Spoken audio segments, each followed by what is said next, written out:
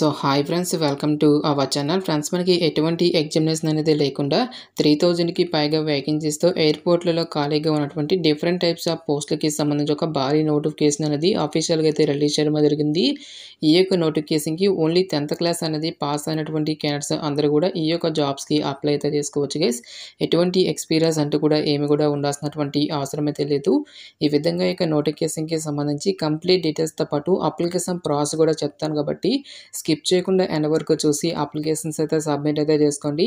First time మన ఛానల్ని visit చేస్తున్నా కనుక సబ్స్క్రైబ్ అయితే చేసుకోండి. అదేవిధంగా పక్కనే వచ్చే బెల్ ఐకన్ కూడా యాక్టివేట్ చేసి పెట్టుకోండి ఫ్రెండ్స్. మీరు ఇచ్చేటువంటి లైక్స్ చాలా ఎంకరేజింగ్ అండ్ మోటివేషన్గా ఉంటాయి కాబట్టి సో ప్రతి ఒక్కరు కూడా వీడియోని లైక్ చేసి మీ ఫ్రెండ్స్ అండ్ ఫ్యామిలీ మెంబర్స్కి అయితే షేర్ చేయండి friends. Okay, let's start the video.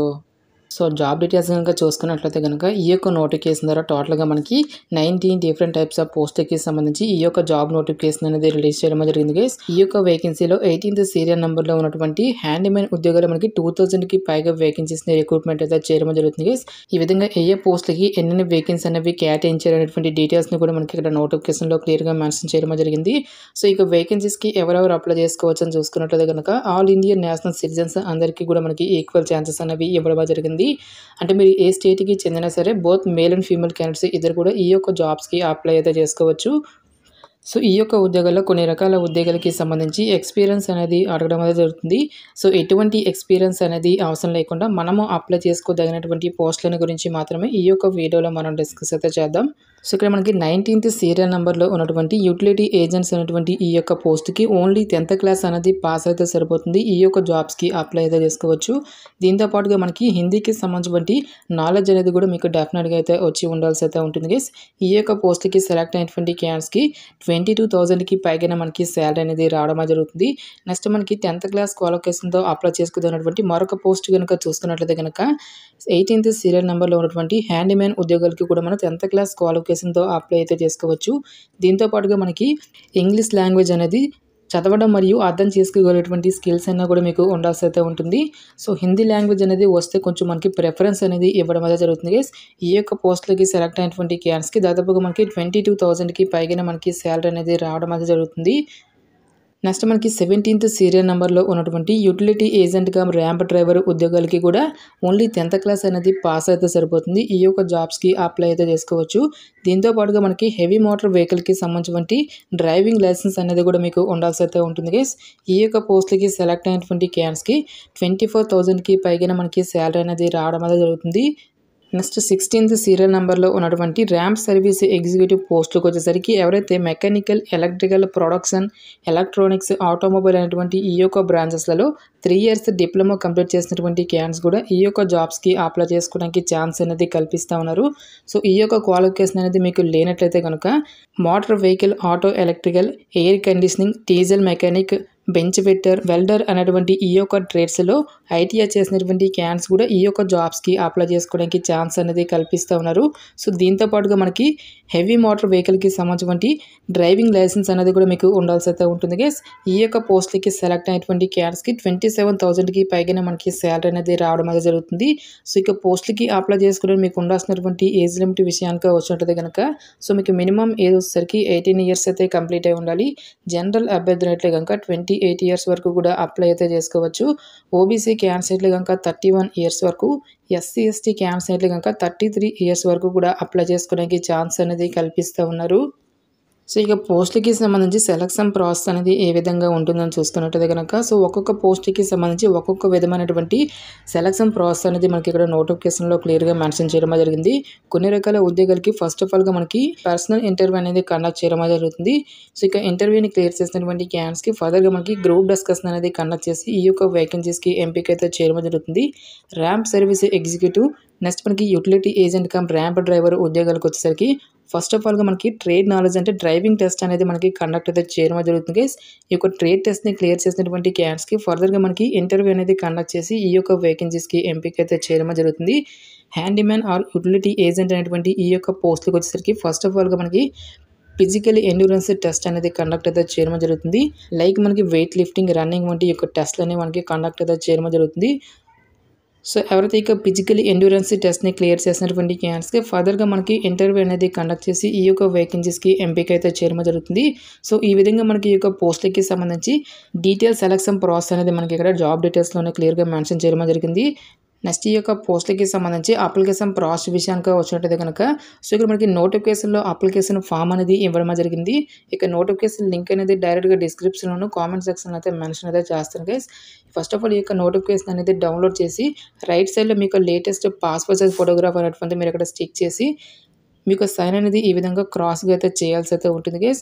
So position applied for దగ్గర మీరు ఏ పోస్ట్కి అయితే అప్లై చేస్తున్నారో ఆ పోస్ట్ నేమ్ అనేది రాసి ఎంప్లాయ్మెంట్ ఎక్స్చేంజ్ దగ్గర ఎస్ అయితే ఎస్ అని లేదంటే నో అని చెప్పేసి ఇక్కడ మీరు మెన్షన్ అయితే చేస్తాను గైస్. నెక్స్ట్ మీ యొక్క బేసిక్ డీటెయిల్స్ అన్నిటిని కూడా మీరు ఇక్కడ ఫిల్ చేయాల్సి అయితే ఉంటుంది. సో మీకు నేము, మీ యొక్క ఫాదర్స్ నేము, మీ యొక్క డేట్ ఆఫ్ బర్త్తో పాటు మీ యొక్క కరస్పాండెంట్ అడ్రస్, మీకు మ్యూచువల్ స్టేటస్తో పాటు జెండరు, నేషనాలిటీ ఏంటి, మీ యొక్క రిలీజన్, మదర్ టంగు, ఈ విధంగా మీ యొక్క బేసిక్ డీటెయిల్స్ అన్నిటిని కూడా మీరు ఇక్కడ ఫిల్ చేయాల్సి అయితే ఉంటుంది.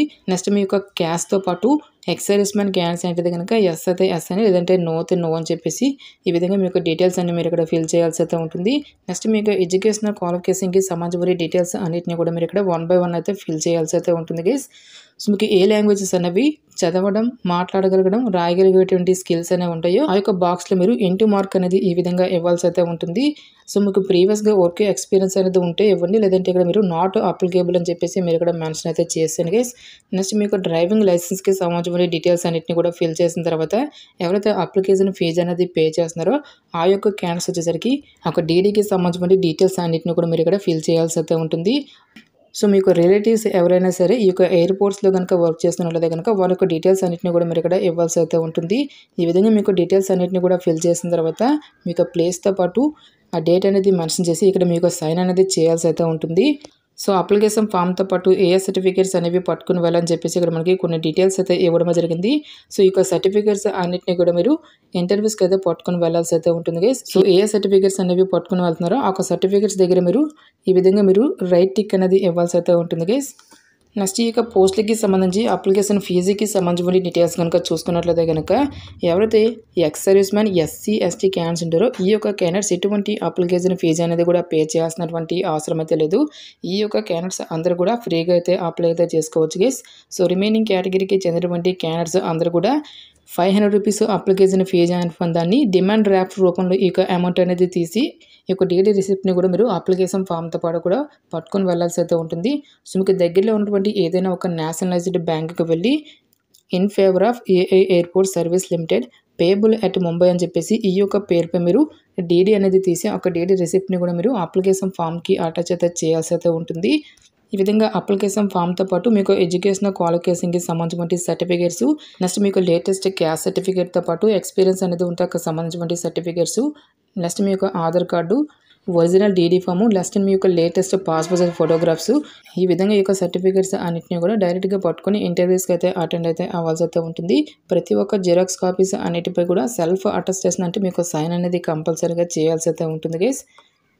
సో ఇంటర్వ్యూకి సంబంధించి వెన్యూ డీటెయిల్స్ కనుక చూసుకున్నట్లయితే కనుక సీరియల్ నెంబర్ 1 to 15th వరకు ఉన్నటువంటి ఈ యొక్క పోస్టుకి వచ్చేసరికి మనకి జూలై 12th నెక్స్ట్ మనకి జూలై 13th మనకి ఈ యొక్క పోస్టుకి సంబంధించి ఇంటర్వ్యూస్ అనేవి కండక్ట్ అయితే చేయడం జరుగుతుంది. Interested candidates morning 9:30 to afternoon 12:30 లోపు ఈ యొక్క ఇంటర్వ్యూస్కి అయితే అటెండ్ అయితే అవ్వాల్సి అయితే ఉంటుంది. నెక్స్ట్ 16th 17th సీరియల్ నెంబర్లో ఉన్నటువంటి ఈ యొక్క పోస్టులకు వచ్చేసరికి జూలై 14th నెక్స్ట్ మనకి జూలై 15th మనకి మార్నింగ్ 9:30 to ఆఫ్టర్నూన్ 12:30 వరకు కూడా ఈ యొక్క ఇంటర్వ్యూస్ అనేవి కండక్ట్ అయితే చేయడం జరుగుతుంది. నెక్స్ట్ మనకి 18th serial number 19th serial నెంబర్లో ఉన్నటువంటి పోస్టులకు వచ్చేసరికి జూలై 16th మనకి మార్నింగ్ 9:30 to ఆఫ్టర్నూన్ 12:30 వరకు కూడా ఈ యొక్క ఇంటర్వ్యూస్ అనేవి కండక్ట్ అయితే చేయడం జరుగుతుంది. సో ఇక్కడ మనకి వెన్యూ డీటెయిల్స్ అనేవి కూడా ఇవ్వడం అనేది జరిగింది.